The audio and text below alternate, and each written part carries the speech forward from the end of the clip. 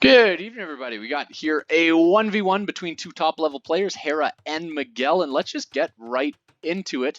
It is being played on Arabia, and let's take a look at the civilizations to begin with. So we do have Hera playing as the Khmer in the northwest of the map, and then his enemy in the southeast is Miguel playing as the Incas. So not necessarily traditional civilizations that we would see in a 1v1 Arabia, but obviously unique civilizations that are very interesting to watch because they both approach the game so differently than a typical civilization. So let's get into the maps. We do have in the red Miguel, pretty open on this right side. On the left though, closed.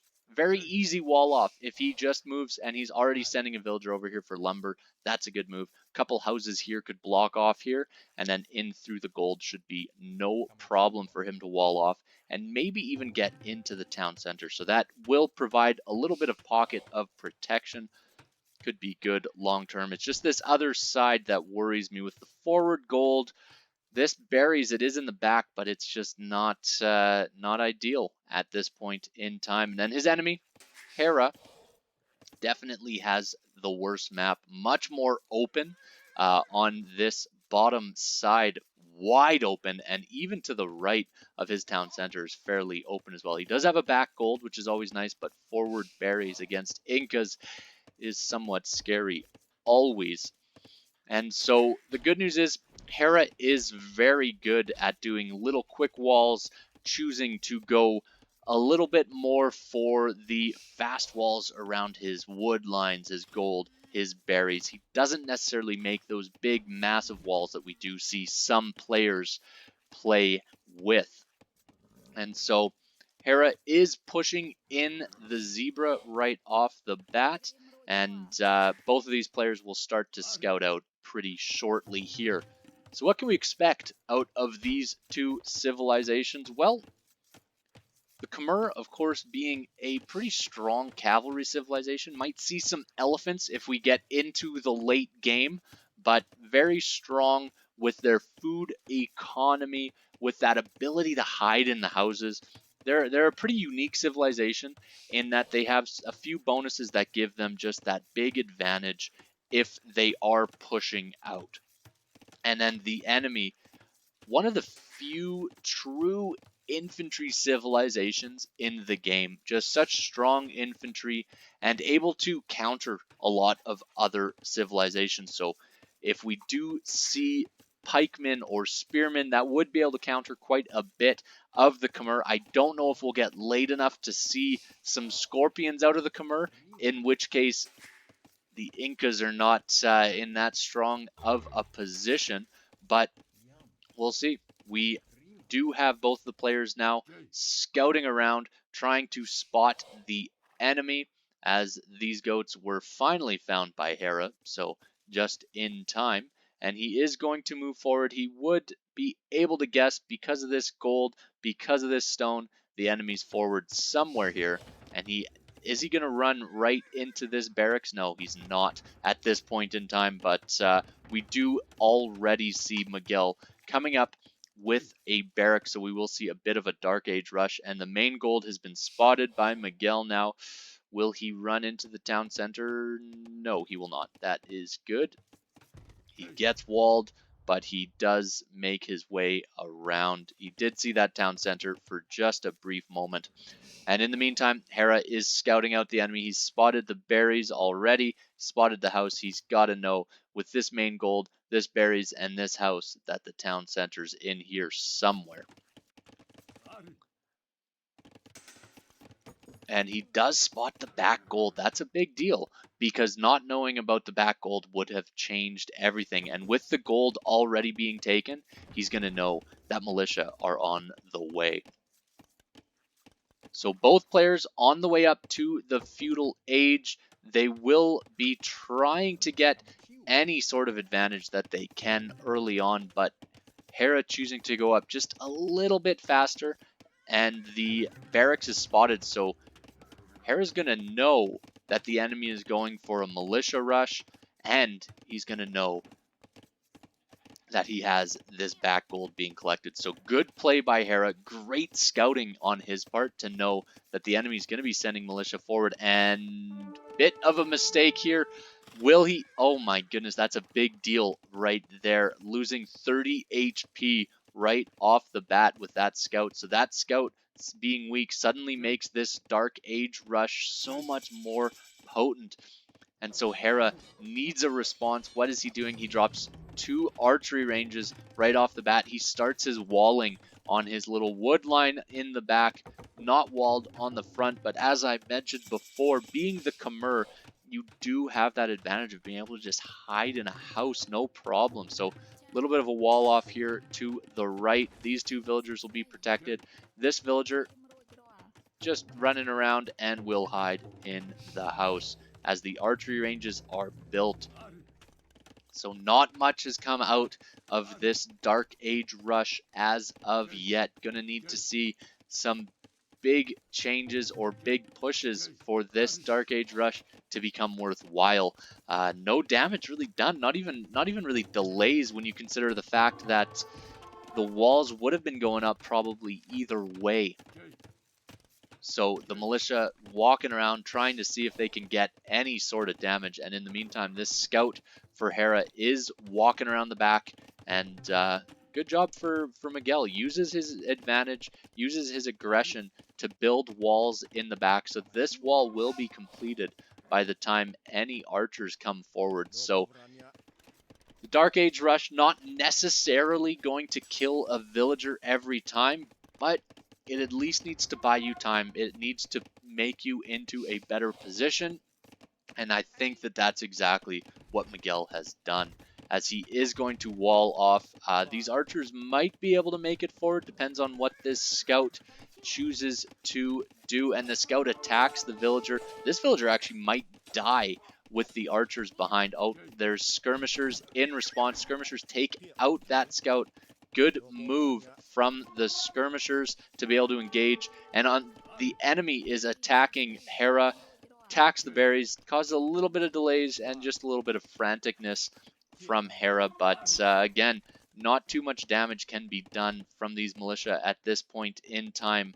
But the militia did buy enough time. We now have skirmishers out on the field for Miguel. We have the wall off.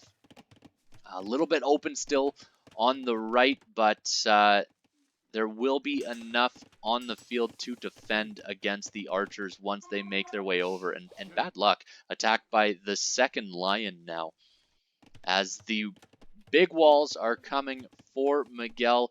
Hera choosing to still stay pretty open, and that is the advantage, of course, playing as the archer civilization versus the civilization that's going for militia and infantry. The archers can go, they could shoot over these small walls, whereas the militia are pretty much rendered useless once that's the case. So these archers did loop around to this side, saw that the walls have already started up, and will have to walk all the way around to meet these skirmishers. Both players will have fletching in time, so the skirmishers don't need to be worried at all about this. And these militia just kind of hanging out around the back. Hera making sure to, oh, he's building a stable right now, so this stable actually might get spotted. It does. It gets spotted by Miguel, so this is a big deal, because right now Miguel has skirmishers on the field, and that's his main army. Knowing that the enemy has switched to scouts, I mean, playing against the Khmer, you got to assume at some point he's going to switch to scouts, but knowing that the enemy has already built that stable, that was a sneaky stable that tried to get some scouts out without the enemy knowing.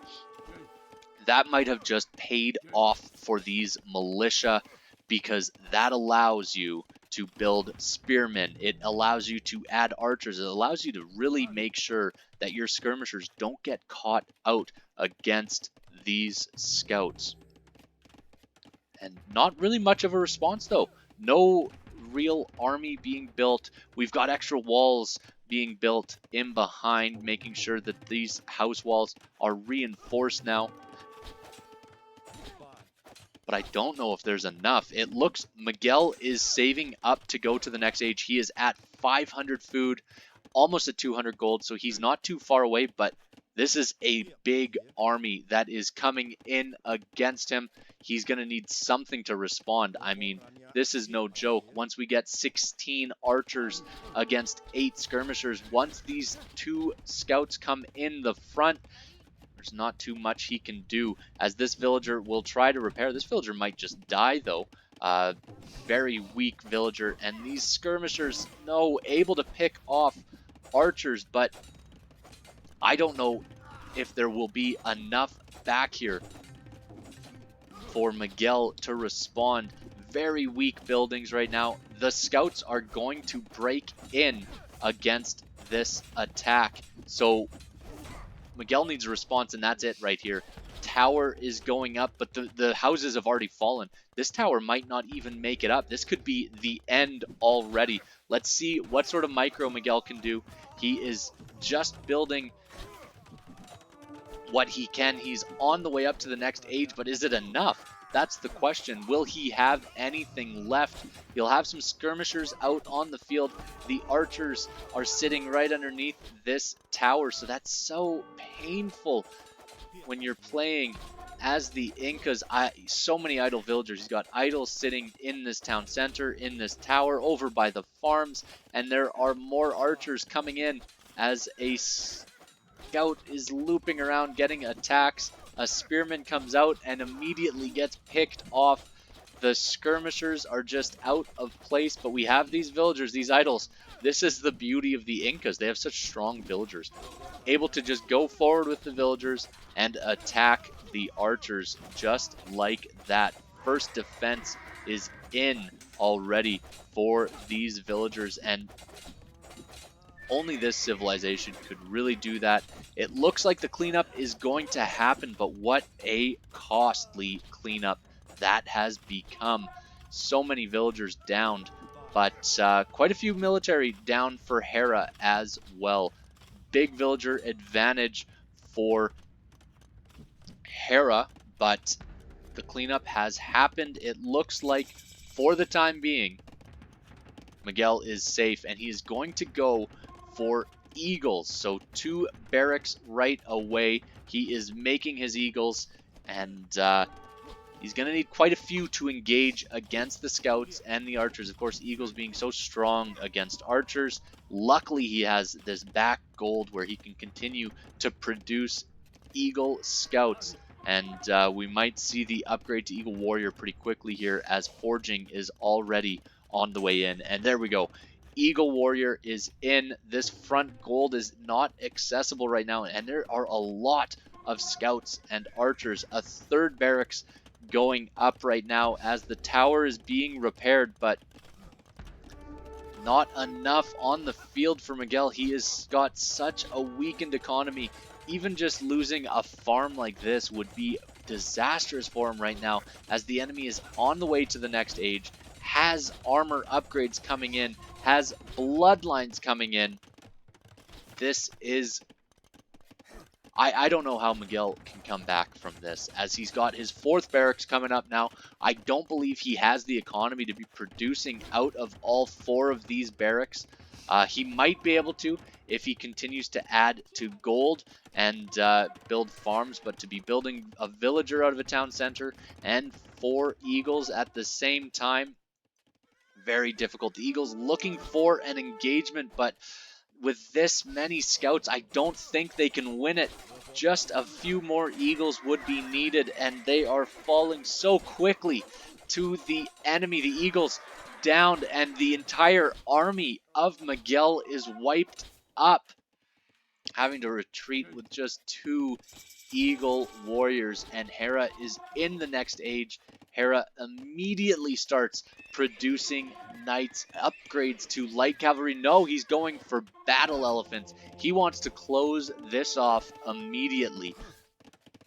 And so Miguel, in response, is dropping a monastery right off the bat. He knows there's knights on the way. He probably doesn't know if there are battle elephants on the way, but this entire time, Miguel's economy has just been put to shambles.